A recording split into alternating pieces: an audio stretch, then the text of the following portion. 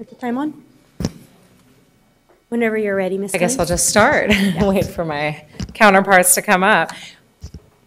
Good evening, President Rodriguez, board members. My name is Teresa Cummings, and I'm here once again with Dr. Malvang, Dr. Sarah Noguchi, and Dr. Olivine Roberts. We'll be providing you an overview. Here, let me see how I can go ahead and do this. We'll be providing you an overview, a quick overview of California federal accountability systems, as well as our elementary and K-8 assessments, best practices within our district, and sample district initiatives. I would like to review quickly, I know we went in depth last board meeting, but quickly review the California and federal accountability systems. We have two systems that convert test results into different measures of academic performance. We have our API, that is a growth metric. There's a single number ranges from 200 to 1,000, and by 2014, the requirement is to be at the API of 800. We also have our federal accountability system, which is our adequate yearly progress. There are 4 components listed here.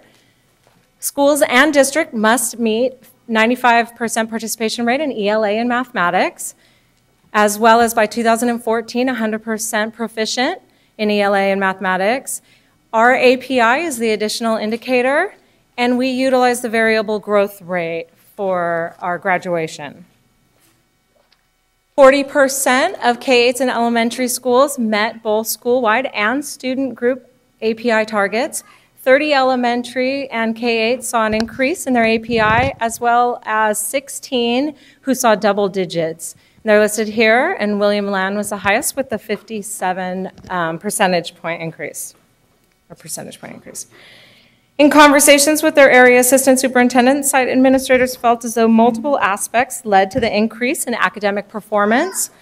Sarah will be discussing specific strategies and initiatives that help to lead to these increases.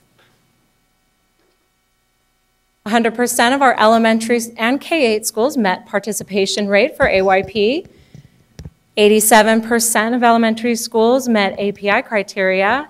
12 met ELA targets. 11 met math targets, as well as 5 elementary and K-8 met both school-wide and student group AYP targets. Sarah will now go over the CDIPs and guiding continuous improvement. Thank you. Remind me how to do that. This one right here. Okay. Good evening. Today's presentation is going to be a little bit different as in past data presentations around either secondary or elementary. Our objective is to provide a context for the student achievement data rather than raw numbers, which is what we presented in the purple packet. So you do have access to it, but we're going to look at the data a little bit differently. With this in mind, we identified schools that had made the largest gains and schools that saw the greatest declines, and reviewed their individual school improvement plans and looked for some common themes. School plans, or CDIPs that you'll hear us refer to, are used at each site on a yearly basis to inform the improvement efforts. The CDIPs are reviewed throughout the year by different stakeholder groups at the school and are used in a continuous improvement program of the school itself. The cycle begins with a review of data to establish the context from which the school begins to make decisions. The school development process uses a variety of data points to inform their work. Federal and state accountability reports, SQR findings, attendance data, suspension data, all stakeholders' input is put into what they refer to as the context, the picture of the school. From the data, the school community establishes the priorities for the year and it outlines specific action steps. These action steps I will also refer to as strategies, and this is what we're going to refer to in our presentation. So it is the action steps to work towards the priorities is what we examined. The site then implements these action steps and evaluates the outcomes of the actions on an ongoing basis, either throughout the year or at the end of the year, depending upon the particular data. The school improvement process. Like I spoke to, we gather data, we then look, we analyze, we reflect discuss and find the big messages within the data. We organize those big messages into common themes, and then identify 2 or 3 priorities for the big message. Who does this? The principals, the teachers, the stakeholder groups. It's all done in unison after the federal and state accountability data comes in September. From that, an action plan is written, timelines are created, and funding is identified in order to work towards the specific strategies.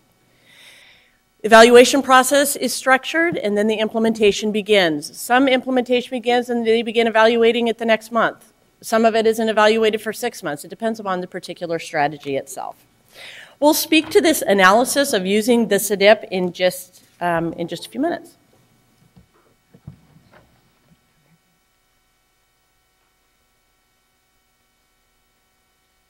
So I'm going to go over some of the elementary and K-8. Here's an elementary and K-8 comparison. I'd like to first point out that this data right here in front of you reflects grades 2 through 6 at both elementary and K-8. Consistent with the district data presented at the last board meeting, both K-8 and elementary school ELA went up. There was a decline in math for elementary, but a slight increase in K-8. And science remained flat in elementary schools and increased in K-8. Here we have 7th and 8th grade results from students who attended a K-8 school. Also consistent with district results, we saw an increase in ELA, science and social science, and we saw a slight bump in 7th and 8th grade math.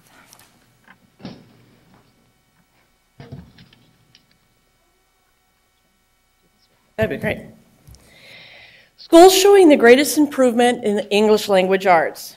Yape Shua at 15%, William Land at 13%, Theodore Judah at 13%, Edward Kimball at 10%, A.M. Wynn and Father Keith B. Kinney both at 8%, and C.P. Honey at 9%.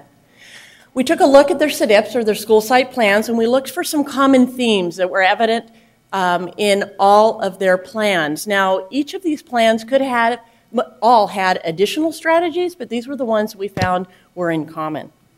In reviewing the school site plans for the schools with the highest gains, we noted the following themes, understanding there's additional strategies. The themes that are outlined above are those that are common to all schools. All schools report having focused CPT curriculum planning teams and curriculum meetings. Within these teams, teachers work together to develop professional learning plans for individual classrooms, subject areas, and students, which gives teachers the opportunity to work together and share strategies and share expertise. During these meetings, the data inquiry process was used as a foundation for identifying areas to concentrate their work. Through this process, the data inquiry process, students were identified for targeted and early interventions, assuring that students had the support they need to master the content. Also identified were students who required acceleration, those students who needed to have additional learning opportunities to challenge their work. The last theme identified was the targeted strategies of culturally relevant instruction and ensuring that parents had the opportunity to be engaged in the learning process. And this could be anywhere from having family nights, ensuring that there's volunteer opportunities, parent resource center, classes, parent universities, those sorts of things. Engaging the parents had a wide variety of different strategies.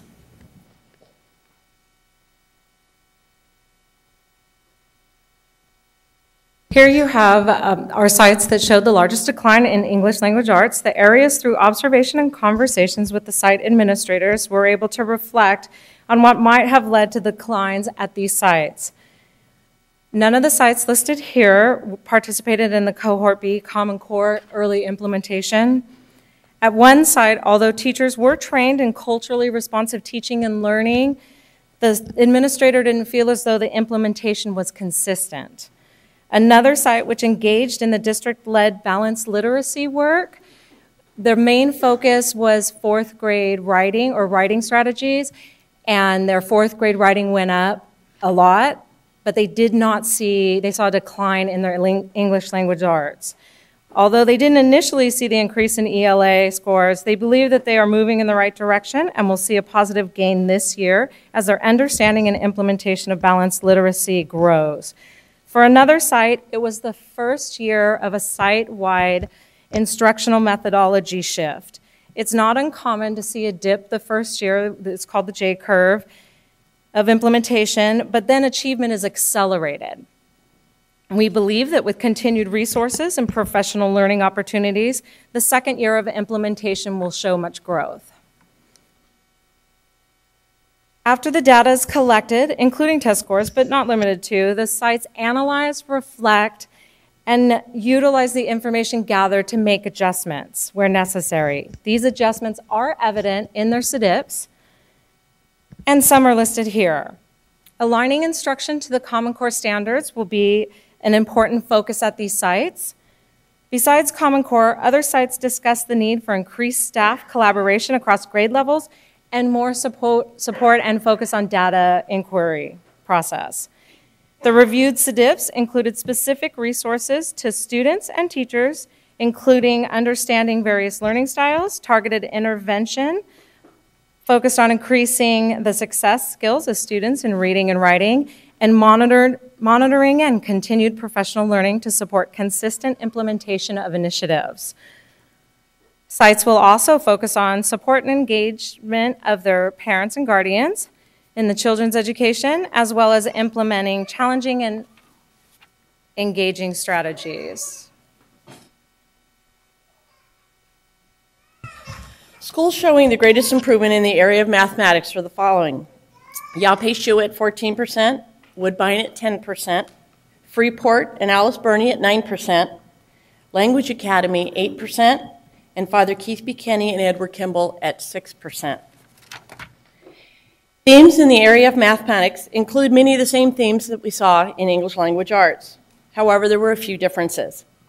CPT and curriculum meetings, teams of teachers used the data inquiry process. In this process, teachers looked at student work, specifically at student errors, and made adjustments to their teaching and learning process. Additionally, early interventions were identified, both in the teaching and the learning process as a whole, and for individual students. Much of in-class intervention included differentiated instruction for specific students. Early intervention was the key in the area of mathematics. Questioning strategies were also noted as a way to increase the rigor and access for all students. All plans address the need to ensure that all students had access to the curriculum by ensuring that all students, regardless of culture, understood what they were expected to know and be able to do.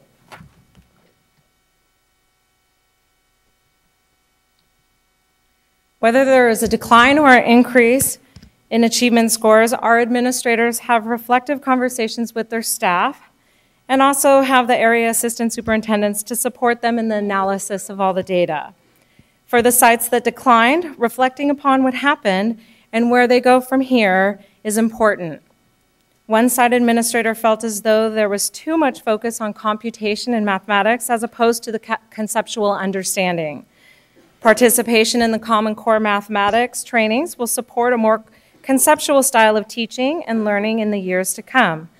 Another site discussed last year, they worked on the mile-long, inch-wide philosophy. The principal felt as though the math scores declined due to the inability to balance multiple initiatives, focusing on key initiatives, creating clear expectations, providing support and resources, and using formative benchmarks will support the Educational Balancing Act. Sites that saw large declines discussed the following foci for 2012-13 to help increase their proficiency. It's not only important to monitor the progress of the student's academic performance, rate of improvement, or responsiveness to instruction, but also whether or not the various initiatives are being implemented to fidelity. In order to do this, sites will review formative data, utilize rubrics which allow the learners, teachers, and administrators to monitor progress over a period of time, and site administrators also monitor progress through the use of Teachscape during walkthroughs.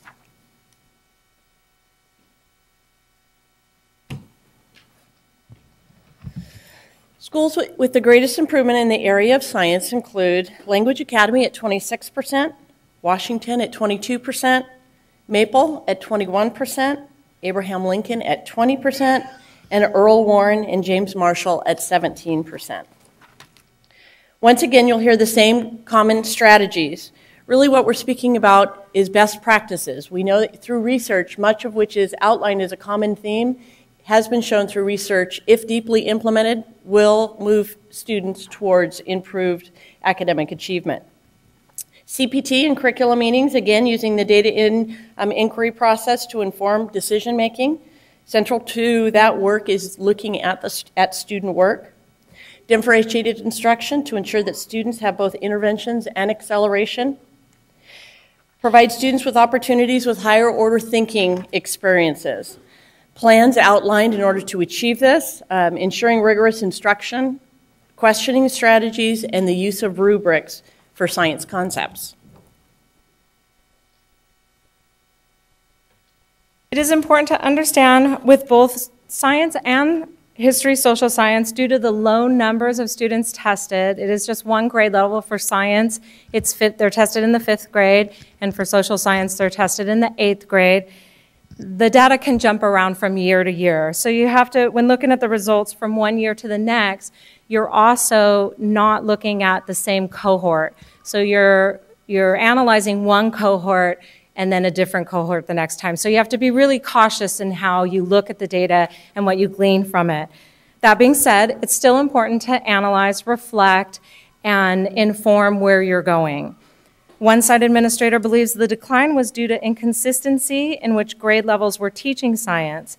Although science is only tested in the 5th grade, we do have California standards from kindergarten all the way through 5th grade, and then obviously on. Sites with higher EL populations are addressing the dip in science through EL support. Increasing in language proficiency can help students be tested on their content knowledge as opposed to their knowledge of the English language.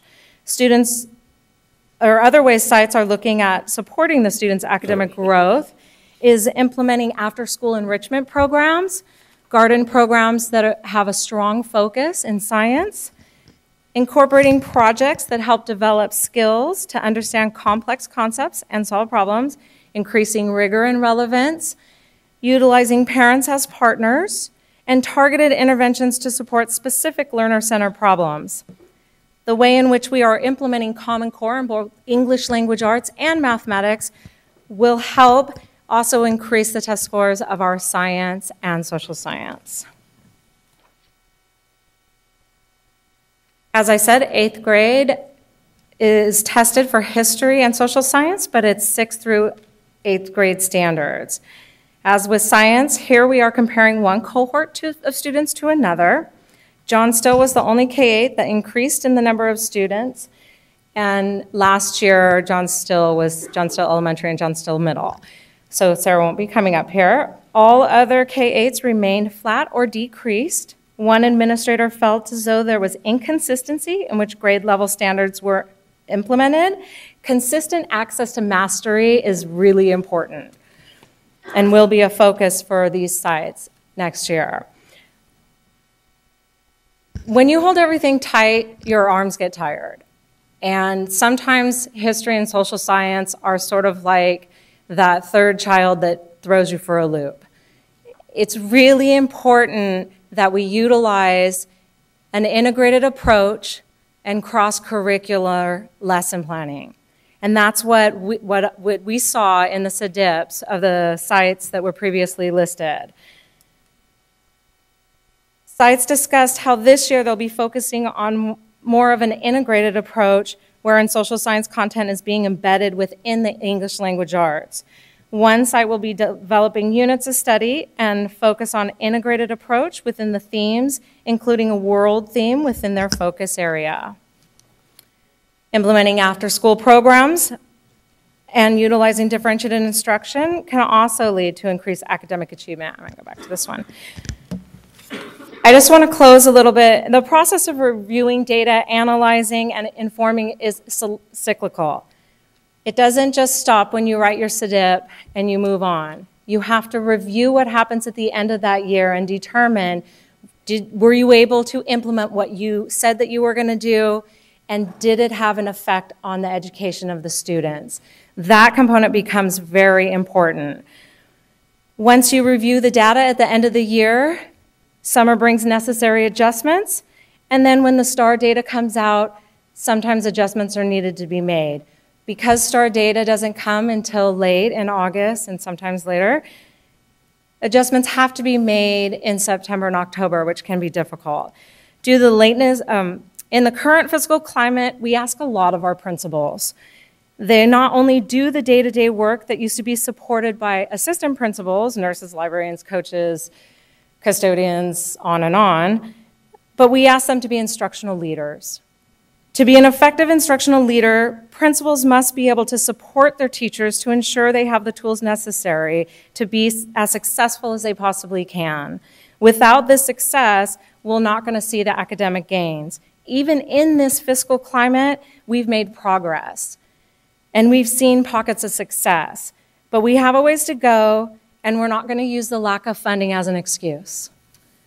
We will continue to push the envelope and work hard to make sure students are learning what they need to in order to be career and college ready.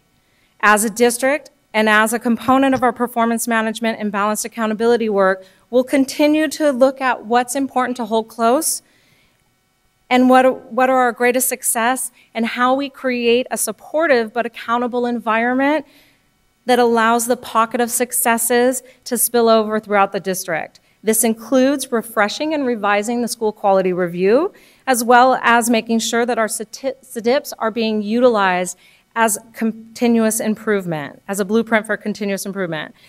And Sarah will come up and introduce 2 principals and 2 sites that are part of our pockets of success. Thank you, Teresa. Tonight we are pleased to have 2 schools to present. We have Edward Kimball, with Dr. Henry and Mr. Gonzalez being here as at the forefront of providing information and sharing with us their success at Edward Kimball. And secondly, we have Ms. Johnson from Father Keith Buchanan. She will be here to be able to share with you her best practices as well. So with that, Dr. Henry, Mr. Gonzalez.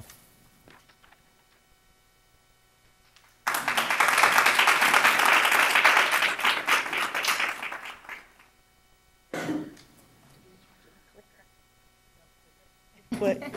Can I just take me? Yes, please. President Rodriguez, esteemed trustees, Superintendent Raymond, my name is Shana Henry, and I am the principal of Edward Kimball Elementary School. As was just presented, the academic targets for our students continue to rise, and it is clear public education is dealing with an increasing number of challenges. So our school is deeply honored to stand before you and share our achievement data and positive practices we have implemented. Joining me this evening are 2 of our veteran teachers, Juanita Herrera and Gang Yang, and I'm also joined by Kimball Parent and School Site Council Chair, Mauricio Gonzalez. While not up here to present, we are also being supported by a team of staff and families in the audience, and I just wanted to take a moment to recognize them now, so they can wave. Thank you. Our mission at Kimball is simple: to produce scholars with character. We are a school that believes every child matters and will achieve to high levels. We try not to just say it, but to show it. Through our core values, our staff works tirelessly to show we put students first. While only serving students through 3rd grade, we have over 500 students and are very proud of our diverse population. Our school has quite a story, and if you know me well, you'll know I love to tell it. Prior to the year I arrived at Kimball, this outlook for the site was bleak. Having a total grade level proficiency in language arts around 10%, the school was the lowest performing elementary school in the entire district. Not only was it a program improvement year 3 school, but it also had state sanctions and was one of 3 district state schools. However, the commitment of a hardworking staff and with the support of our families, we saw an increase each year after. As a collaborative community, we grew these unacceptable results to grow a total of 48 percentage points, with 20% growth being in the last 2 years. Math has a similar story of having less than a quarter of our students performing at grade level 8 years ago, and now close to 75% are performing at proficient or advanced levels, with a 22% gain in the last 2 years. As a result of the increases, our overall API has grown. Once the lowest school with an API of 569 points, we have increased a total of 269 points and have a current API of 838. Not only did we cross the state target of 800, we are thrilled to know we are ranked 14th of all district elementary schools and have the highest API in the entire Meadowview area. In a few slides, you will hear some of the promising practices we engage in at Kimball. However, I want to be clear that none of this growth was possible without the work of relentless staff members.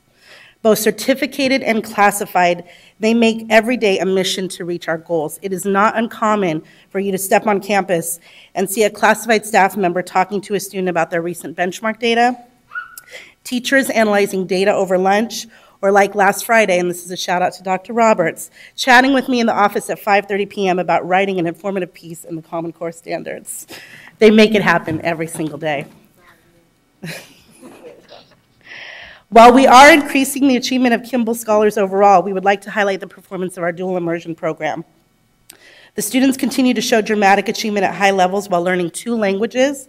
This past year, 78% of our immersion students were proficient or advanced in language arts and 89% in math. While we are a specialty program, 95% of our students live in the attendance area. We do not screen our students in or out of the program. Beginning in kindergarten, we take any interested families on a first-come, first-served basis.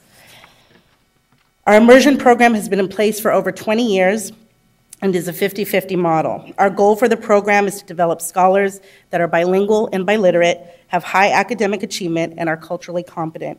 Students are constantly engaged in rigorous learning of language through content, which creates a higher cognitive demand. We feel passionately that this program is an example of preparing students to compete on a global level. I'm going to now turn it over to Ms. Yang. Good evening. We at Kimball, we recognize that there are multiple pieces involved in the upward movement of schools. Developing a positive school culture and climate to where students enjoy attending has supported our increase in our achievement. Our school has a strong emphasis on character education. We believe in a proactive discipline plan where we validate positive choices more than focusing on the negative ones. We talk a lot about filling another invisible bucket with kindness, and it promotes our students to be strong leaders as early as in kindergarten. As a result of our willingness to promote good choices, we have seen office referrals go from close to 500 8 years ago to a decrease of 85%, and suspensions dropped from 85 to just 3 last year. We continue to strive for we've continued to strive for a year with 0 suspensions, and so far this year, we are meeting this goal. So we are very fortunate to have connected with local agencies to bring in great partnerships. As one example, the last 3 years, we were honored to have the Sacramento Metropolitan Arts Commission come in and provide weekly visual and performing arts lessons by professionally trained artists to our students. And I'm handing it off to Ms. Eda. Good evening, I'm Juanita Herrera and I teach 2nd grade in the dual language program. What has been more critical in our achievement increase has been the intense focus on quality teaching and learning. I'm speaking to the data and instruction. Our teaching staff has made a commitment to deliver well-planned and rigorous instruction. We know when we plan quality content, the result is more in student learning and at high levels. Using standards-based data, we create plans that target essential grade level standards to make every lesson meaningful. We have also engaged in several years of instructional rounds in the instructional rounds process to examine the rigor of student work and how to improve student performance. Our teachers are constantly collaborating around data analysis, teaching practices, and and student work. Our school has also implemented targeted software for ELA, which is iReady Diagnostic and Instruction, and SDMath by the Mind Institute of Southern California. We're one of the 3 schools that were able to pilot SDMath last year, and our honor, Dr. Roberts and Dr. Taylor has supported this important piece again for us. Finally, we offer strategic and extended learning opportunities through before or after school tutoring. We also offer our Saturday Scholars Academy twice a year. While most students will turn away one more extra day of school, we average anywhere from 120 to 140 students enrolling in the program. To support our core values of being accountable, we are a data-rich environment. Our school goals are posted as you enter into the school, and in each classroom, you will see the data goals and student growth charts. Essential standards charts are hanging in each classroom so we can track our students' level of proficiency. We have also implemented student data notebooks in every grade level where students establish goals and track their progress. As we move through the year, each benchmark test is discussed and growth is celebrated with Dr. Henry's Brainy Playing Club. Scholars know how they did and prepare a specific action plan. We involve parents by creating individual learning plans for every child and addressing focus standards and agreements between school and home. I'm going to share something a little bit about myself. I've been at Kimball for 14 years. And the first 5 years I've been at Kimball, I was lost. I didn't know where I was going with my teaching, what I was doing. There was no really student performance. Until 8 years ago when Dr. Henry came in, she set the bar high and led everyone through standards-based instruction, and it's my honor to have her leadership at our school. Thank you. Good evening, President Rodriguez, board members, and Superintendent Jonathan Raymond. By the way, congratulations on your contract extension. My name is Mauricio Gonzalez, and I'm a parent and a school site council chair at Edward Kimball Elementary School, and it is my honor to send all of my children there, including my future elementary Edward Kimball 2-year-old that's sitting in the audience. You might have heard him earlier. I'd really like to talk to you about the site leadership at our institution. I've been involved in school settings all of my life, public school educated, and currently a faculty member at Sacramento City College. And one of the things that inspires me about Edward Kimball is his true leadership model. Dr. Shana Henry really brings extreme high expectations of all, not only of students, but of classified, certificated, and of parents like myself. She expects the best. She expects commitment to the fullest. And, sometimes when you have a leader who pushes you so hard, you feel like crying. But we cry tears of joy because we see what the data has shown us. Ever since she has shown up to our institution, we have gone from the worst school in this district to the top school in South Sacramento. And that clearly shows her commitment to our community and our institution. She has high expectations of all. She believes that every child can and will learn. She believes in supporting and modeling for parents and staff members. What I quickly notice is that she lives, and I reemphasize lives, by an open door policy. Her door is literally 100% of the time open, and anyone, regardless of who they are, can come off the street and have a conversation with her, regardless of what she's doing at the time. And that really brings a sense of welcoming to our families, and that's why our families support Edward Kimball and send their children to our institution, because they feel that leadership from the top down is really there to take care of their children. And we honestly believe that that is our second mother, where we send our children. And she expects those types of expectations not only from the children, but also from her staff. Many times when we look at data, we often are highlighted by negative statistics And I am just extremely proud to say it is very rare at our institution that we have a negative statistic, and it's really because of the leadership model that's in place. And I want to thank you, the board, for allowing us to keep Dr. Shana Henry. A couple things that I've been working with Shana now for approximately 4 years, as a matter of fact. Time flies. As an inspiring leader, she believes in social justice. She believes in racial equity. She believes in data for decision-making, and most importantly, accountability. She holds everyone, including myself, which some of you know me personally. It's very hard to hold me accountable, but she does it. She has this sense of being, the sense of leadership that it is very, very difficult to replace. So when I get to my recommendation, actually I'll make a recommendation now as a parent. I recommend that all new principals have to shadow Dr. Shana Henry to really get a sense of the camaraderie that she possesses and the skill set as a leader that she has in getting our teachers and our students to perform at excellent academic levels. Next slide, please.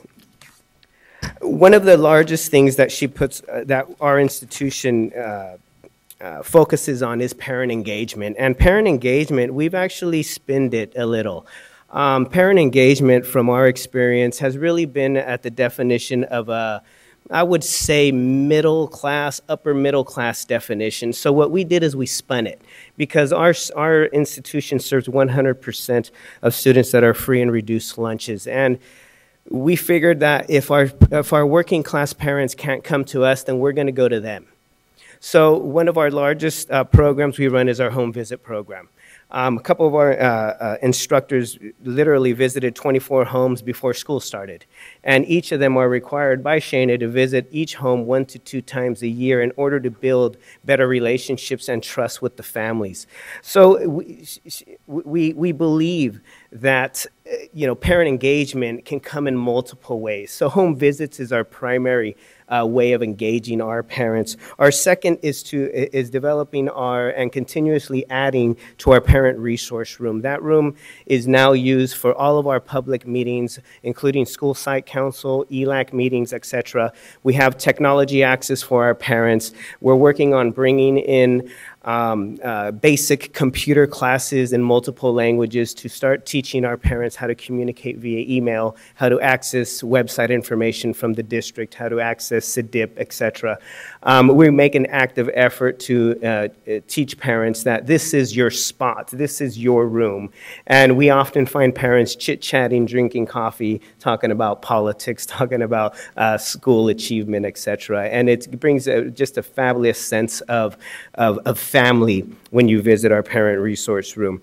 Current parent classes, like I mentioned, will include that we're currently working and seeking funding for, will include technology access, because that's what our parents are emphasizing, that they don't really understand how to navigate the electronic systems. And currently working with the ELAC department, the ELAC organization, so that we can bring those types of classes to our parents. Other additional classes we have had in our parent resource room to engage parents, for example, would be the car seat safety. I was amazed at how many parents just really didn't know how to properly install a car seat. We've had various events on campus recognizing parents, such as PICA. Our first year was last year. PICA, our Parent Institute for Quality Education, graduated our first class last year of 10 parents. And we, as a school site council, realized, that's not enough. So through our leadership roles, we increased that number to 50 parents this year. And I invite all of you for the graduation next Thursday, 9:15 in the morning, I believe, if you would all like to come and visit our graduation of 50 BICA parents. Those parents are also going to be enrolled in our STEM program in addition in the spring. And our STEM is for the science, technology, engineering, and mathematics type education, that they're still, for them to know more about those types of careers and can better educate and advise their children. So we do hold parent engagement as one of the pillars of Edward Kimball Elementary, and that again contributes to our success. With a welcoming environment, you know, one of the recommendations as a parent that I see is the true happiness that you see our front counter staff. When parents don't know where to go, they show up to the front counter. Our staff are smiling. Our staff can speak multiple languages, which is huge, especially in a community that is primarily Latino. Just the sense of being able to connect on a language, cultural basis is phenomenal for bringing in parents that normally would not participate in a traditional sense on their child's education.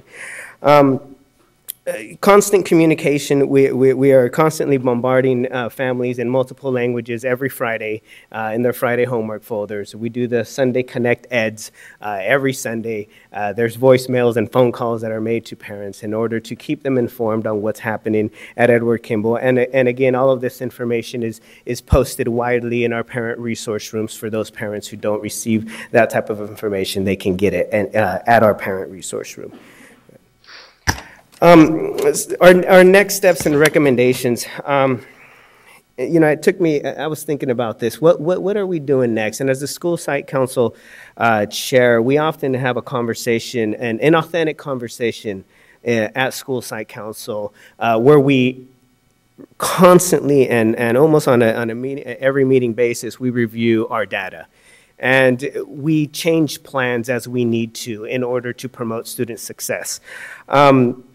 One of the highlights of our school site council is that we've identified a number of things that we need to do in order to meet our next goal.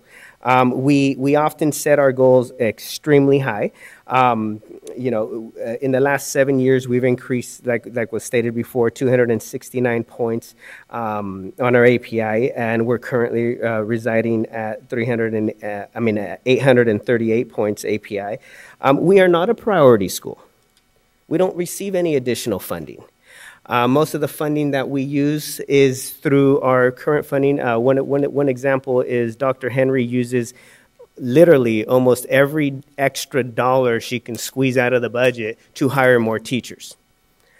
Our institution has an average of 24-to-1 teacher-to-student ratio. So, you know, we try to keep that number as low as possible, and that again contributes to the success of our students.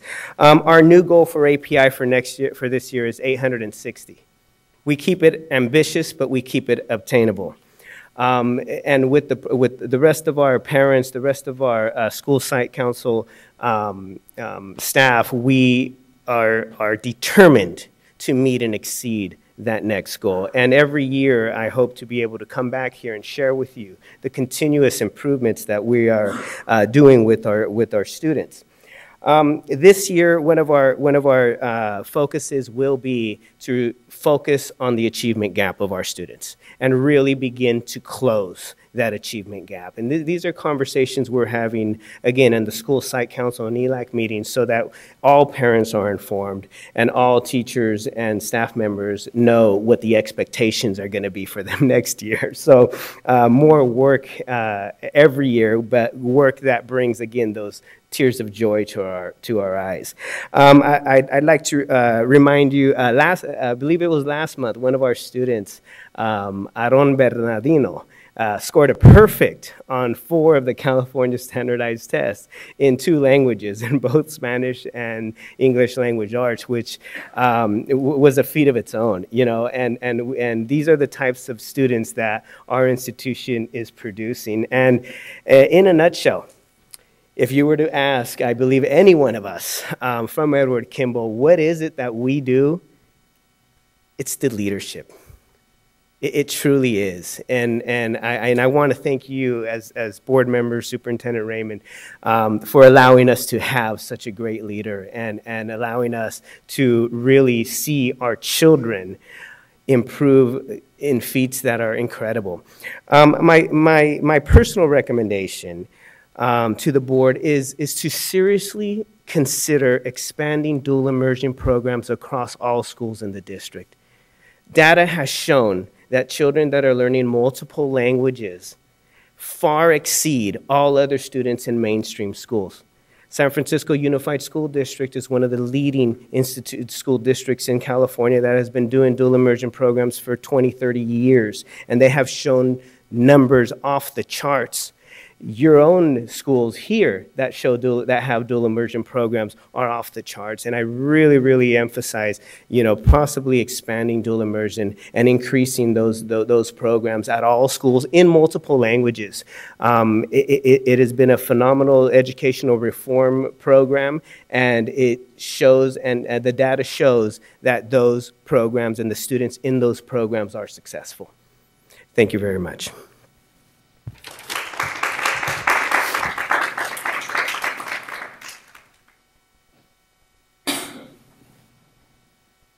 Thank you. With that, Ms. Johnson, for Father Keith B. Kinney.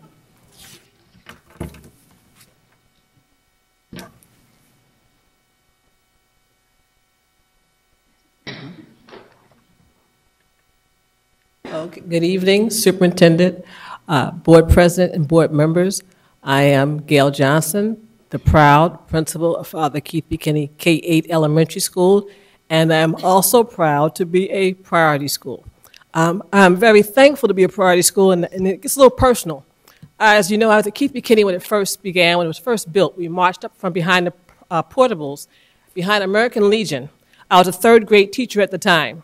The school was brand new. It had state-of-the-art everything. It was a wonderful school. I took my children out of the school in the pocket area to attend Father Keith B. Kinney Elementary School, and it was a success. I left for 10 years, did other things in the district, had great experiences. When I was considered to come back to Keith B. Kinney, I believe it was 2009, it was the end of the year, I was at Parkway Elementary School, a school that also had at one time been the bottom portion of the district, the last school on a list of 66 at one time, and we worked hard to bring that school at the time out of program improvement. It was a hard decision to leave and go to Keith B. Kinney, although I had always stayed in contact with the community. When I went to Keith B. Kinney, they had just gone backwards, and the API was 630. When I first arrived, I heard things. To hear things and to experience things are two different experiences. I can recall the first couple of days, Ms. Thomas Hill, who was there at the time, my training specialist, I asked her, why aren't the kids smiling? Nobody was happy. Nobody was smiling. And to be honest, it actually broke my heart. To expect kids to come to school every day and sit in a place and be miserable that is called abuse. So having that charge to change the school with a wonderful staff, committed people, and the support of the school district and school board has made a wonderful, wonderful change at Keith B. Kinney. We have a long way to go. We have a very long way to go. But once that came up, the priority school, and I thought about where Keith B. Kinney was, where it had gone, and I believe it was in program improvement for a number of possibly 7 or 8 years. No one wanted to go to Keith B. Kinney. I did not hear anything good about Keith B. Kinney probably in about 7 or 8 years. And I'm still working to get the word out that things are changing at Father Keith B. Kinney Elementary School. We are working hard. We love this work. It's noble work. There is no greater work. So I wanted to say that before I begin. I don't want to bore you with going over too much of the information that has already been shared, but I think it's important to understand and hear our vision and mission again. Our mission is for Father Keith B. Kinney Elementary School to be a thriving, world-class learning institution that inspires students to dream and believe and develop students who are committed to scholarship, integrity, and service. The mission of Father Keith B. Kinney Elementary School is to create a culture of excellence where we educate all students to proficiency or above in all subject areas and in character, and where we provide the strong foundation required for success in college and or career. We will carry out this mission in an environment of high expectations, one that is rigorous, culturally inclusive, safe, keyword loving, and that inspires lifelong learning. It's really important that our kids know that we care. They will not allow us to teach them until they know we care about them.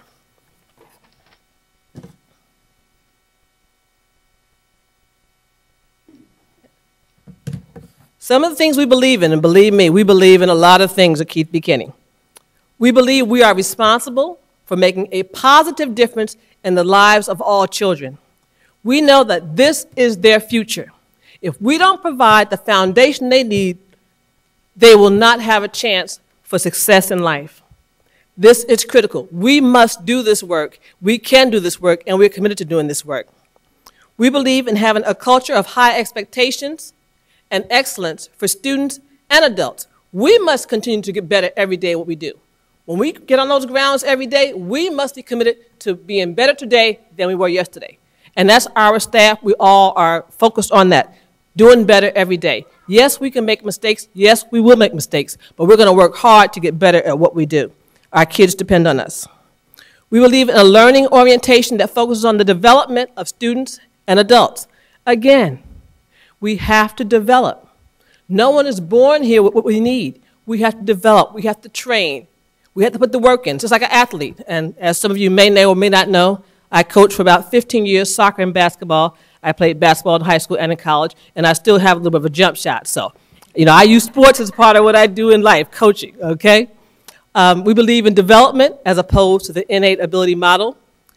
We definitely believe in building strong relationships. That's the foundation of everything we do, working together in a team, at the school as a team, working with our parents, working with our students. Relationships, again, caring for people, caring for all people, not being judgmental, again, caring for all people. And understand that everyone does not have the same advantages, and that should not be a deterrent to the work that we do. We believe, again, in continuous improvement. We believe in working hard, and we believe we are privileged to do this work. And of course, we believe all things are possible.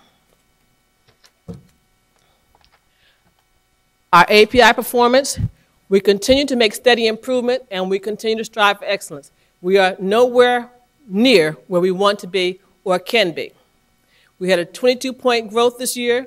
We went from 747 to 769. Of course, our target is 800 or above. As I said, when I first came in 2009, 2010, we were at 630. We're now at 769. Again, we have a long way to go, but we are making steady improvement. In 2012, Father Keith B. Kinney was one of 8 elementary schools showing the highest gains in English language arts, and one of 7 elementary schools that showed the largest gains in math on the CST. And here's the data here. I won't review all of it. Our major subgroups are African Americans and the socioeconomically disadvantaged, and our African Americans had a 35-point growth, and our socioeconomically disadvantaged had a 22-point growth. For our AYP, we met 16 of 17 criteria, which of course is not good enough. Either you win or you don't win. And in this case, we still have some work to do. School-wide, we went from last year 40.6% to almost 48%, and that was already discussed. In math, we went from 49% to 52.8%. What we found, we didn't make our AYP. Our African Americans in math went down from 44.6% to 44.1%, and that is something that we are working on and targeting. School climate. We have a school climate of high expectations for not just academics, but for character. We believe in respect, and our students understand that, and it is shown in our improvement. Suspensions were reduced in half this year, from 47 last year to 23. And our attendance is slowly getting better. Last year we were at 93.37, and this year we were up to 94.34. That is still a major focus area for us to get kids to school every day and on time. Just recently we have implemented a new policy where 8:05 is not good enough. So in the beginning, parents were a little upset. Well, we thought we had some leeway, some time. Kids aren't in the classroom yet. 8 o'clock means 8 o'clock. Not 8:01, 8:02. So I've had to deal with a few disgruntled parents. I'm glad they haven't called you all about that. But we need our parents and our students to understand the importance of school. If you can come late, then it's not too important. So everything we do has to be lined up with academic achievement and responsibility. Teaching and learning at Keith B. Kinney. A lot of things here. I see one little typo. That's one thing, but we'll just disregard that. High quality first instruction. Standards and data-driven decision-making, all decisions that we make for students at Father Keith B. Kinney have to be based on the data. We look at data every week. I have a couple of people out here who would probably agree. Do we look at data on a regular basis? Matter of fact, I said, oh, I'm so tired of these numbers. But we look at data that drives our instruction. Really, really important. And it's interesting because our students now look at the data. And they will come and tell you what they've got on the last test. They are really into doing well. And we know that kids inherently want to do well. We have to put all the things in place. And there are quite a few things. But so what? We must do the work. We have data inquiry, action research. You know, we talk about research all the time. We all have opinions. We all have favorite things. If it's not working, those favorite things have to go away. If it's not research-based, they can't be done at Keith B. Kinney. And I kind of reminded our wonderful staff the other day that it's not the place for us to do our own thing. We have to stay focused, stay on track. And although things are good intentions, people have good intentions, if it doesn't work, we should not be doing it. If it's not good for kids, it should not be done. We collaborate. I must say that we have a great team, family, students, community, and our staff. I tell you, our teachers come in probably 6:30, 7 o'clock. We have a few that don't leave until they have to leave at 7 o'clock. I have one here, Miss Morales, who has her own homework club after school where she keeps kids, and parents call me a little upset. My child has not been out of the class yet. They have to go back to see Miss Morales to get their kid. She holds them in if the work is not done. And that's the kind of commitment we have with so many of our teachers at Father Keith B. Kinney. We have a literacy block focused on reading and writing, an ELD block. We have now, because of our math, data showing we need a little more work there. We have a small support group period for math. We are starting instructional rounds training in January. Of course, we're involved in the Common Core. We have a civics leadership focus for our 7th graders. And we have technology to support learning and character education. Actually, tomorrow we have a professional development on using the iPods for students to show what they know. So that's tomorrow morning. We have a full day of professional development at Father Keith B. Kinney. And that, of course, professional development is ongoing. We've had Common Core training with the district as well as with the county. We've had some reading training, high quality first instruction review. So it's consistent and constant. It never stops. Programs that support learning at Keith B. Kinney, City Year. We have City Year this year, first year, and they're in classrooms helping students, being assistants to teachers, and it's working well. We have the Home Visit Project. Once again, we have a teacher here who's gone to every student's home so far this year. That is a big thing at Keith B. Kinney. Again, it's about building relationships. We have after-school tutoring. We have intervention program, Saturday school. It's interesting about Saturday school. This year, I was telling the staff the other day, I was thinking, maybe we won't do Saturday school again. But we have about 80 kids that come to Saturday school. And our kids that don't especially or specifically need the extra help, even those students ask, well, can I come to Saturday school? How do you tell the child no? So we have average 70 kids that come from 8:30 to 1 o'clock on Saturdays. And we usually start that about February. But I was thinking, well, you know, Saturdays, it gets to be so long. We work so hard during the week. We can't get rid of it. The kids love it. So if we have kids wanting to come to school and we are able to do it, we must do it. So that's a good thing. We have Healthy Start, which helps connect our families to resources they need in the community. We have the Any Given Child Arts Program. Last year we had Milton Bowens, the city's artists, work with our intermediate students. So we have our art gallery in our intermediate pod with beautiful artwork. They really, really enjoy that, and we know that the arts enhance learning. We have Mesa, we have an honor choir, we have a Princess Effect choir, we have mentoring programs, Princess Effect, 100 Black Men, Roberts Family Development Center, and this year we have a new middle school girls club. It was needed. Okay? We have teachers and a student lunch group, a homework club, leadership club, just implemented a school recycling program. We have a new master's after school program, preschool, and Vision 2000. As many of you know, that's a summer program where kids get to go to Sac State and work on their academic skills. On average, every year we have over 100 kids that get up at that bus, they're at the bus at 7:20 to go out to Sac State. Again, that's another program they look forward to. And when you think about kids having the opportunity to be on a college campus, that is so powerful because many of our students who may live just a few minutes from City College, not too far from Sac State, have never passed or stepped foot on a college campus. We had a field trip just last week where the Sacramento Links paid for our students to go to the library. They had storytelling, they got library cards, and on the way to the library from Keith Buchanan, which is, 5 minutes away, you'd be amazed at how many kids were excited about the buildings they had never seen downtown. So the little things that we take for granted help build our students, help inspire our students, help them to dream a bigger world outside of where they're at. We have to have those things in place. School events, and we seem to have many. We have mock election, awards assemblies, family reading, math, and game nights, winter holiday programs, spring musical and art showcase, the art gallery, bullying assembly, Sacramento State Ancestors Players put on an assembly. We had the parents forum for the CST, student CST rally where it's all about going green. They wear green. I paint my fingernails green. We did a whole green thing. So that's a big one. We had the Dr. Martin Luther King Jr. Oratorical Contest, volunteer appreciation breakfast, parent workshops, again, field trips. And, we, again, have to look at the whole child.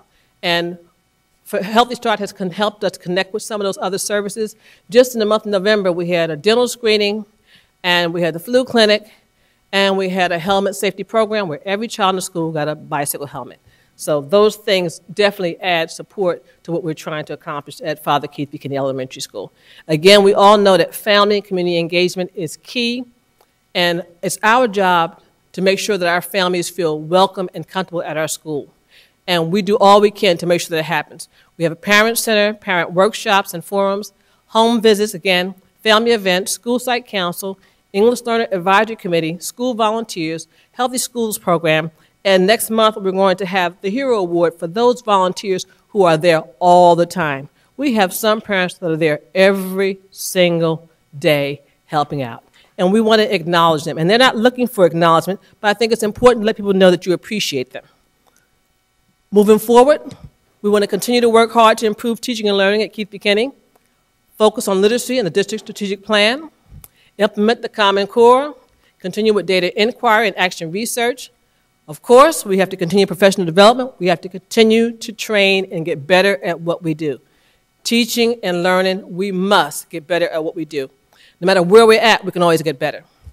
Greater focus on the use of technology for learning, strengthen family and community engagement, and participate in the Healthy Schools program.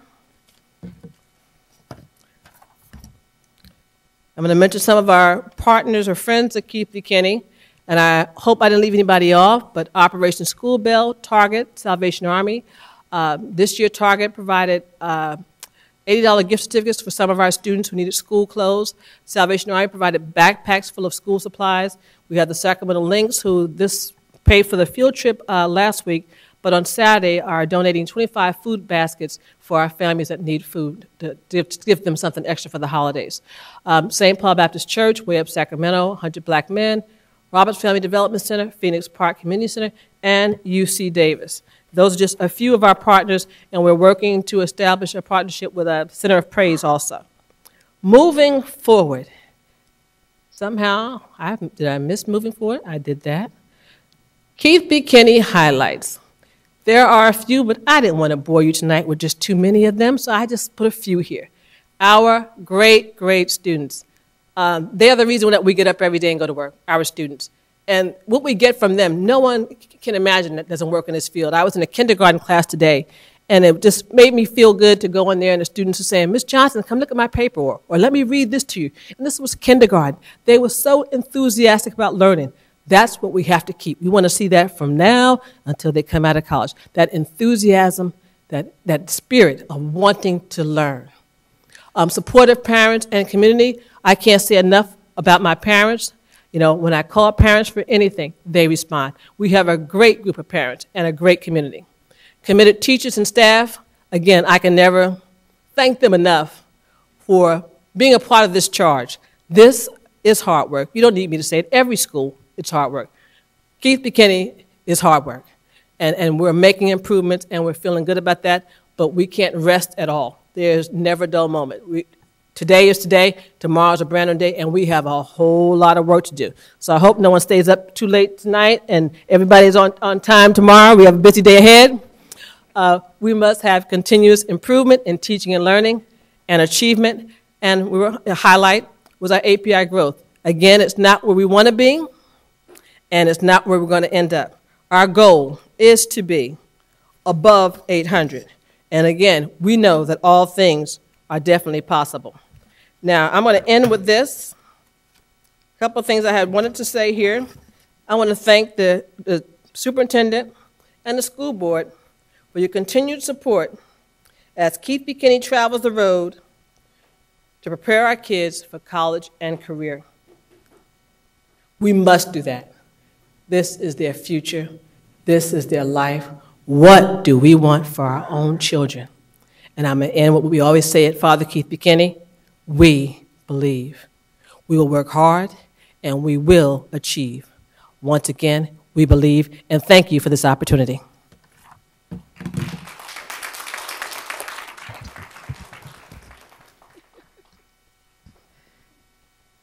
Good evening, Board President, board members, and Superintendent Raymond. It is a pleasure for me to bring before you in a very succinct manner 3 major initiatives that have positively impacted student learning at the elementary level. I will first begin with Common Core. And as she finds the slides, I think you have the presentation, so I will move forward. Okay. As referenced during the secondary schools data presentation, our approach to implementing Common Core standards integrates the learning and the doing concept. Meaning the learning is the doing and the doing is the learning. To that end, to learn the standards, we prescribe to the theory of action that I outlined during that presentation. So because of time, I will not go through each of those again. Unless you have questions, and I will entertain them at the end. Okay. As a reminder as well, last year, our scope of work consisted of 2 buckets. We had our cohort A teachers who designed common assessments, and our 19 early implementation sites that use the theory of action to develop instructional modules with embedded assessments. We are pleased to note that the focus on Common Core is transforming teaching and learning in our classrooms. This is reflected in the 2011-12 CST results. Majority of the elementary K-8 early implementation sites demonstrated gains. Increases range from 0.2%, we're going to celebrate everything, to 9 2/10%, with an average growth of 2 3/10%. School leaders attributed the increases to their teachers' engagement in the Common Core implementation. Also, as stated during the secondary presentation, and we heard similarly from the elementary schools, that formative data such as student work samples, instructional plans, as well as teacher reflection, they are revealing positive changes. As we move forward this school year, we are undertaking a very enormous task of implementing both ELA and mathematics Common Core standards. And we understand that since our learning and conceptual understanding are our key objectives, we're strategically going to go slow to go fast. As such, this year we're applying our theory of action in the following manner. In ELA, we are continuing to address our college career-ready descriptors, and these are the descriptors that provide a portrait of what students should resemble when they meet the standards inherent within the Common Core ELA component. We're also addressing 3 of the 6 instructional shifts which are necessary for ensuring attainment of the standards. These are the responsibilities of the teachers, the moves that teachers must make, the paradigm shifts that they must make in order to provide students with the rigorous and relevant learning experiences. And lastly, in ELA, we are focusing on the integration of reading and writing through the use of informational text. In mathematics, we're focusing on 3 of the 8 standards for mathematical practice.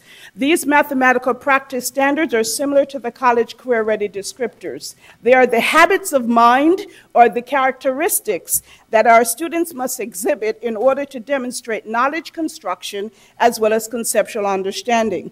We're also focusing on our math instructional shifts and a subset of the content standards, and we're using the content standards that are going through a learning progression. I would love to explain that, so I may need to come back and just do a Common Core presentation for the board. We're focusing on 3 of our domains, and they are, in grades 3, 5, we're focusing on number, operations, and fractions. Grade 6, 7, ratios and proportional reasoning, and the number system. And in grade 8, expressions and equations and functions. That is the focus of Common Core for this school year. Our next initiative is going to address our EL-focused schools. Last year, 11 schools, 7 of them being elementary, these schools having large EL populations, and these students consistently performed below expectations, are now serving as our early implementation sites and are using a very targeted instructional design for literacy. The prescribed instructional design addresses 3 major components. One is an instructional approach that uses a research-based gradual release methodology that shifts slowly and purposefully from the teacher having the responsibility for the learning to passing that responsibility on to the students, where students have the ability to independently apply information, ideas, content, skills, and strategies in unique situations. Secondly, the focus of the instructional methodology helps to build students' academic vocabulary with an emphasis on understanding of the content area vocabulary. And lastly, it incorporates highly interactive teaching and learning engagement strategies that afford students the opportunity to demonstrate their understanding of the text through a variety of formats, such as oral presentations, group interactions, and classroom discussions. Our performance at these schools this year, again, we are seeing pockets of progress, and we're seeing that majority of the EL schools, 4 of the 7 to be exact, either maintained or showed growth as measured by the CST. These schools experience growth, the schools experiencing growth improved by 6 percentage points. Similarly, we're seeing that formative data, again, classroom data revealing that teachers are able to assist the ELs in increasing their language and literacy skills in the following manner as outlined: improvement in comprehension, improvement in ability to give verbal presentations, and also the ability to engage in some very critical arguments where they're proving and disproving thoughts and ideas. Going forward this school year, we're shifting from academic vocabulary to academic language. And this is a means of understanding how language works in informational text. We're engaging students in collaborative conversations using inquiry-based inquiry-based dialogue protocols, which require students, when question is posed, to strategically use text to draw meaning and to communicate how the meaning of the text is being conveyed. And lastly, we're developing relevant and rigorous units of study which integrate complex social science as well as science content with embedded aligned assessments to assess language acquisition. Our last initiative is balanced literacy.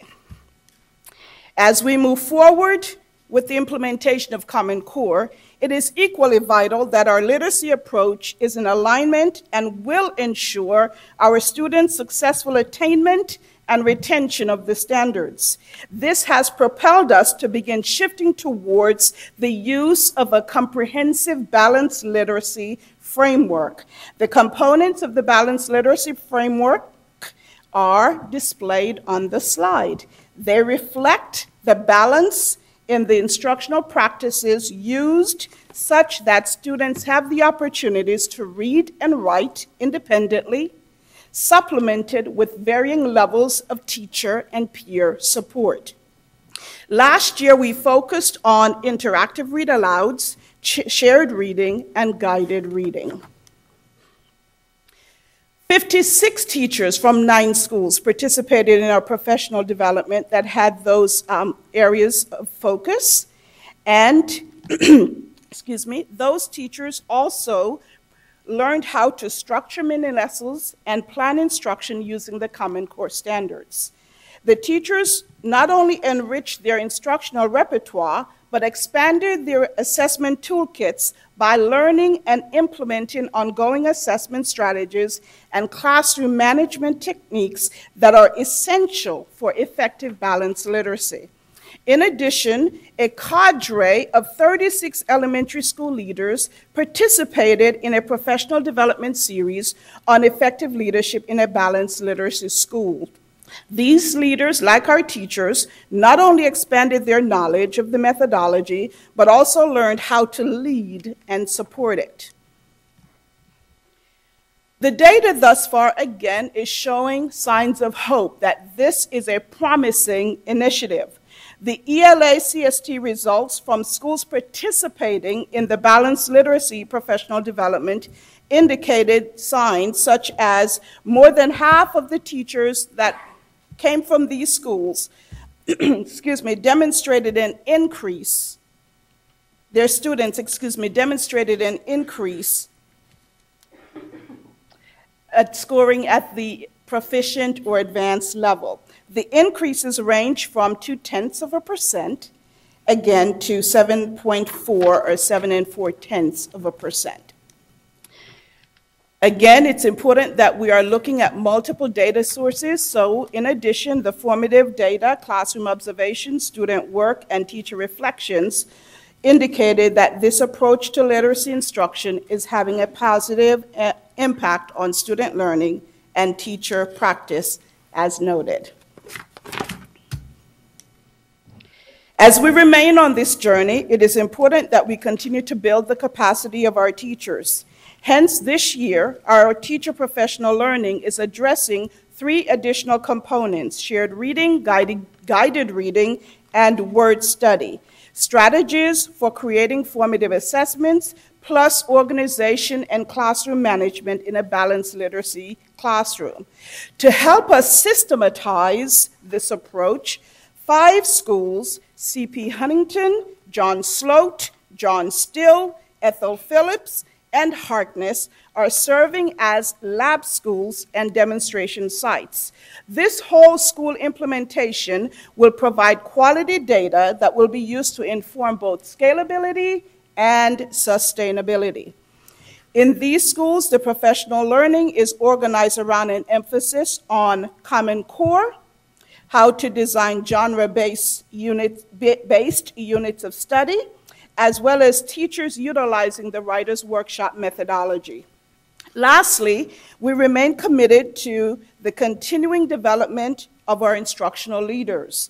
This year, the leaders are deepening their understanding of shared reading and guided reading, coupled with learning how to cultivate and foster a balanced literacy culture within their schools. This is the conclusion of our presentation. We will now entertain questions. Thank you very much for your presentation. We have a public comment. We have 3 public comments on this item from Darlene Anderson, Eduardo de Leon, and Grace Trujillo.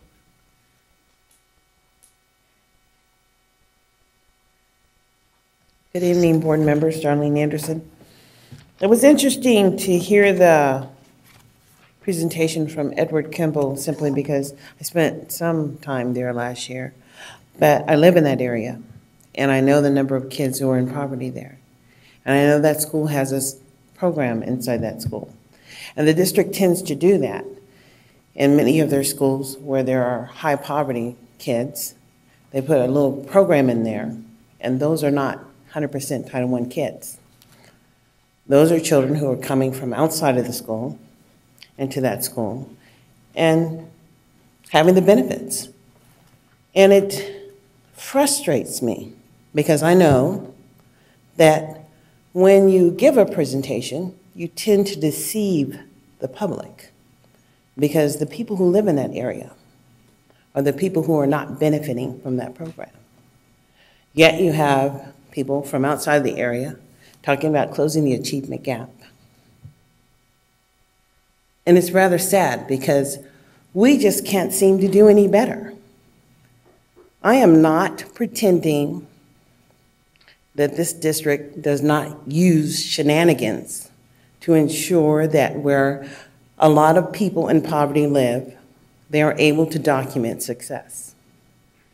The community really needs to be pissed off because we're sending a lot of kids to jail.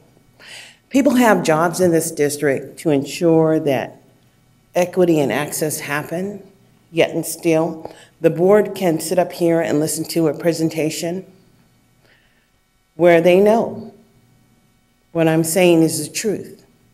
But I'm a citizen, and I am one person, and I don't have 10 pastors behind me, and I don't have the NAACP with 7 members behind me. I'm a citizen that has volunteered in this district and who knows that this is wrong. Thank you.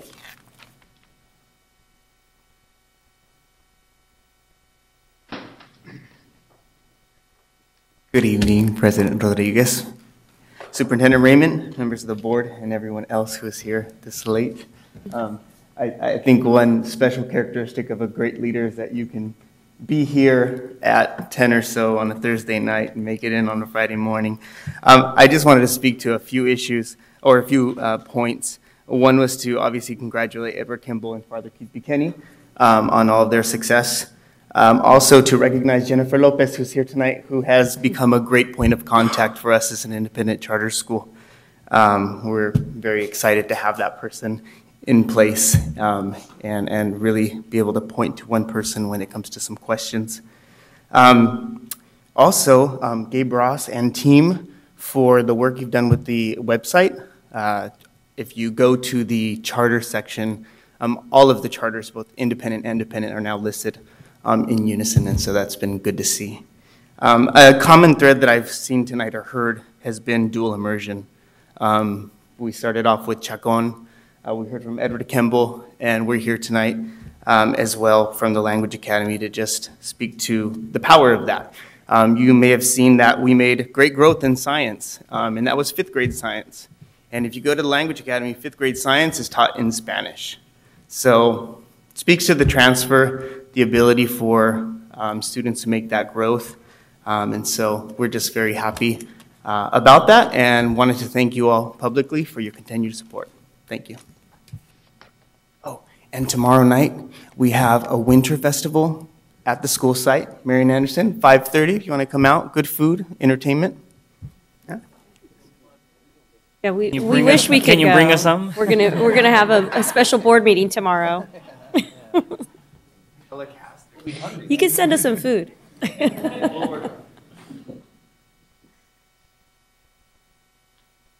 Good evening, members of the board. I've been wanting to come and see how glad that a lot of the initiatives passed, but for medical reasons, I haven't been as active as I wish I would have. But I'm glad I did, and like I mentioned before, it makes a good effort that everybody is supportive. I started 5 years ago, and look at it now. It took time.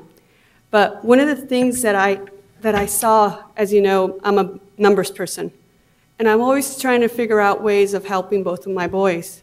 You know, the one with special needs has an individual plan, but at the same time incorporate that with my other son. The data that you guys create has helped me tremendously. The information of what areas I need to focus on to help my child. You know, but I think when I talk to other parents, they don't have that. And I think one of the suggestions that I would give would be to the information that you have, they're great charts, but you need to give examples and make it customized for each individual child. Another thing that I think would be very beneficial, there's a lot of STAR testing that's available that, as I think we were talking in your report, it gets out until August, but it's too late for the teachers. I think allowing 1 week or 2 weeks before, give the teachers the opportunity to prepare. As you can tell, I haven't prepared for my speech. It makes a huge difference when you have prepared for the individual child. So that way when the teachers are on board, they really know what child has the strengths in what areas they need to work on. Even give the information to the parents ahead of time, a little pamphlet. Because as you know, you gave a really good report on reading, and it's circle. If one of those steps are missed, there's a latency, and something's missing, the child won't advance to the next level. I think it's very important. Every child is individual. Given the proper tools ahead of time and giving the teachers opportunity to prepare a week or two before would greatly benefit the child. And it will improve the scores throughout. Because remember, every child is different, and every child learns in different ways. And you could help a parent, like you said, collaboration, by giving the examples of those charts and giving an example 1 minus 2. Thank you. So, you're welcome. No further public comment. I do have a board member with their light on, so Member Kennedy. Thank you very much. A few things, and this is more of a comment on the style and substance of the report and kind of the direction these reports seem to be going. First of all, I think it's fabulous when we bring out our success stories and we celebrate our successes, especially when we have academic leaders like we do. At Edward Kimball and at Father Keith Buchanan. When Gail Johnson speaks, I never know if I'm inspired or exhausted afterwards. But the work that you're all doing is just phenomenal, and I'm glad that we do celebrate it. I also, I counted your words, Dr. Roberts. It was 9,732, and I understood half of them, so that's a good thing. So we probably could use a little more information on the Common Core stuff in the future, because it's all great work, and I'd like to dive more into it. If the rest of the board doesn't, maybe you and I need to go out and have some lunch. But as much as we need to celebrate and talk about our successes, what I like, though, is that we're not just doing that, because that's easy. It's important, but it's easy. And we're looking at ourselves in the mirror and looking at where we're not doing so well. I'm seeing more of that, and it's not that we have more examples of not doing well, but we're actually using it to learn from it. And we're doing that in a very public way. I think it's extremely important for us as a board to see not just the successes, but some of the, I wouldn't say failures, but some of the areas where we need some significant improvement.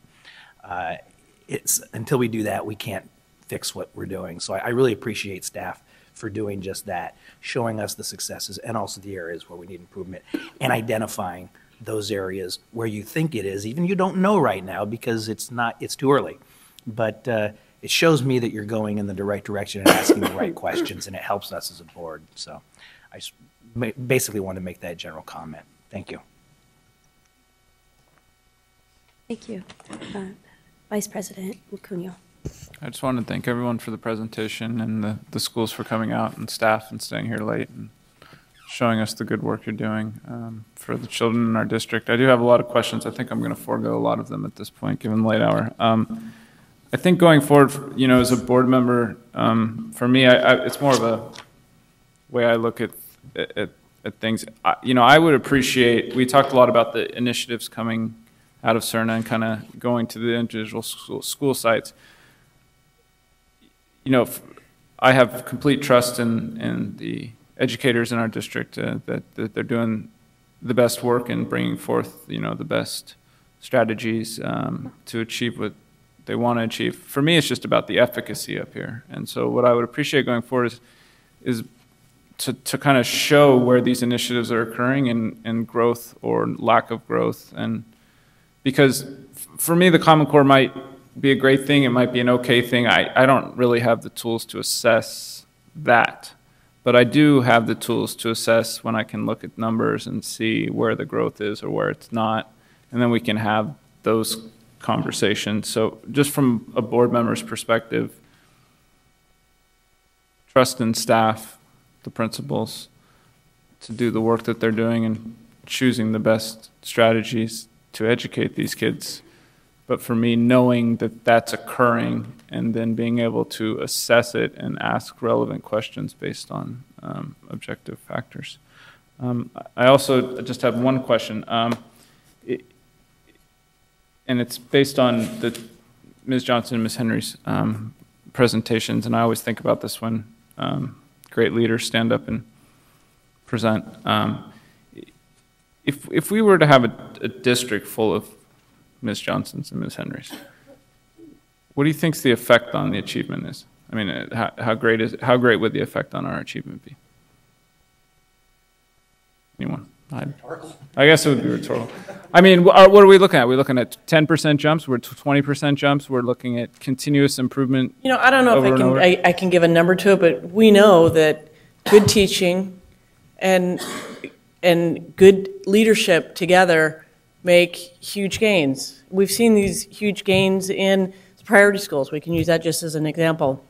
Every one of those are solid leaders, and we know that there's solid teaching and learning, teaching in the classroom. So together, that truly is the recipe. The question is, how do we get there? How do we support our administrators to get better in leadership, and how do we support our teachers to get better in the initiatives that we outline as research-based and those initiatives we believe are going to move forward. So is it a 10%, 20%, 30%? You know, I would direct you to the priority schools because that's where it is happening. Effective leaders with effective teachers. And you can have an effective leader and not have effective teachers. That's not, you're not going to have as high as gain. So it's really those two together. I guess I look at it, you know, because it's what I can control or what I can have an impact on as a board member. And the training and things, not so much. But going forward in this budget cycle, looking at how we can better recruit principals, what we can do to be the preeminent district in terms of compensation, in terms of capacity and culture and support to attract people from around our area to come to this district so that we can have these great educators. I think it's something that if staff thought about or wanted to chime in on as we get through these budget discussions, which are going to be difficult but discussions, but maybe we need to look at it as a priority for us in the next year, that we try to give an incentive for great principals around this area to come here because of the impact it can have on achievement. Just a thought. You know, I don't think there's been a cabinet meeting in this last 3 months that hasn't had that element brought into part or many parts of different conversations. We know that leadership is central. We know we need to support our leaders, and we're looking at continuing to develop a leadership academy, which we've had in the past, to be able to support the ones that we have. But that is an ongoing conversation, certainly a concern, because we know that that's what we need. And I guess, again, from my perspective, you know, if staff wants to bring it forward in the budget as a priority, you know, it's about trade-offs. It's about where you're going to put your money and how are you going to best impact achievement with the money we spend. And so if that is something that staff believes can boost achievement on a very real and tangible level more quickly or in a better way than some other initiatives that we're doing in this district, I think it behooves us as a board to have that kind of discussion when we're talking about finite resources. So. Okay, thank you.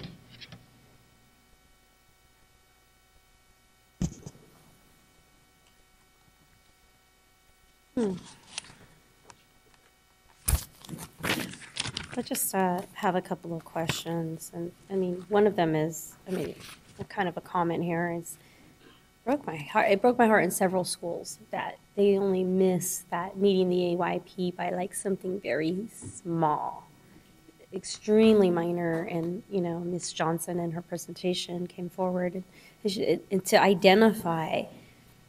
I mean, the visual really works. From a 44.6 to a 44.10, and for that, we don't pass to that next level. You know, it's really such a small, and what we would consider in the data world, right? It's insignificant. So I believe something's got to change about that. There's got to be some kind of margin of error on either side of that balance, because I know we're not the only school district that's dealing with that right now, and it's really dragging us down. So, you know, if I can raise up that voice to a different level, I will certainly try to support it. You in regards to leadership and site leadership, the reality is that we've got a lot of baby boomers right now retiring in the workforce. And we don't have a lot of people who are skilled to take the place of these skilled quality workers in our, especially in school, in the districts. Education is really hard. And then who wants to work as a teacher or as a principal? They're constantly being laid off. They're the subject of, a lot of cutbacks. They pull out of their own pocket to teach. You really have to love this career in order to stay in it. And I can't tell you how many teachers, former teachers, I've run into anywhere, all over the place, who no longer are teachers. And it's really sad. It's very sad. So talk about making priorities. We should make a priority to cut as further away from the classroom as possible. And perhaps this has to go back down to programs. How many different programs are we running? And somebody alluded to it, Ms. Cummings, you alluded to it. One of the principals had said that they were running too many programs at the school. And it was very difficult for them to achieve that next level with their students when they have to concentrate and divide their time between so many different programs. And then when we have to look at the analysis of it, how much are we really getting on our return on investment? Sure, we might be getting 50% of grant funds, and then we've got to do the other 50%. Well, is that really worth it? That's the type of analysis that we should be taking this up to the next level.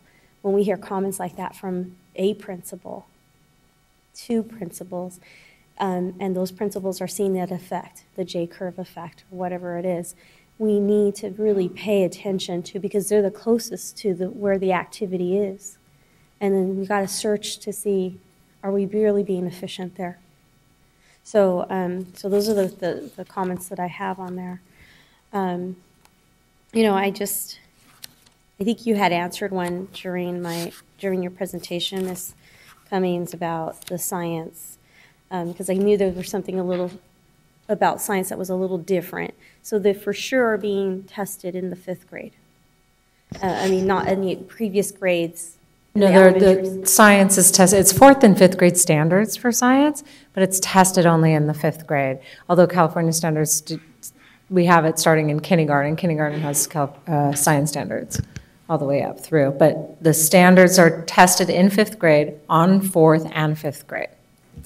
I'm curious to know what the feedback was specifically about Maple. They had a huge decrease in that school in their science. That would be Sarah. Maple? Yeah. I worked with the principal. Sorry, they had a huge increase, greatest improvement. I worked with the principal over at Maple last year on the instructional program, and there was a concerted effort on going back to the basics. Now, I don't know if this is going to answer your question about science, because there were gains in other areas as well, and that school had taken a dip the year before. So we really focused on, high-quality instruction, although it wasn't a formalized professional learning, which they're getting this year through SCOE, but really writing the objective, teaching to the objective, looking at the student engagement, what does that look like, how can we improve it, and looking at the lesson design. So that was something that was we put throughout the school, and it is a small school. It's one grade per, or one teacher per grade. So that was a thrust, and there was gains. I don't know if that answers it specifically to science, so there wasn't anything different. So that one came out as let's look to see, what the impact of that in the classroom relative to the science. So that's conversations that they're having. Well, I think it's very telling, actually.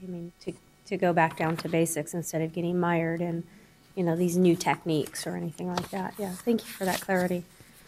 I think it is very comprehensive and it's a very good job, and I especially enjoyed the presentation by Ms. Johnson, as I always do, so positive. It's keep up the great leadership. It's just wonderful to have you before us. And I know how you are out here, outside of here, you're the same and you're constant. So I always admire you, so thank you very much for that. And we don't have any more public comment or board questions. Thank you all for staying so late. On item 12.0, we do have public comment. Mr. Gay Ross. Public comment on 12.0 from Darlene Anderson.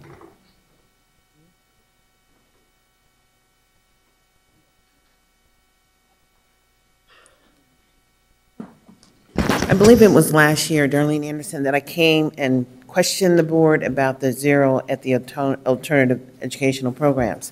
So this year, I'm looking at the enrollment and trying to understand how many kids are going over there to that accelerated academy that was created by the district. Because there is no documented evidence in this agenda of any student enrollment, because it's not even listed. And so it makes it rather impossible for the public to understand how many kids are enrolled in that alternative center, how many kids are enrolled in the alternative center behind American Legion. I mean, just how many kids are being moved around in the district.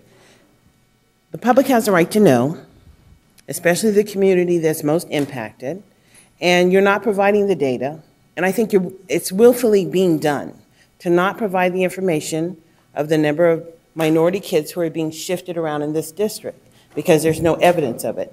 And the board does, the law says compensatory education and attendance has to be done at the site where the children are attending school. That's what I read in the ed code.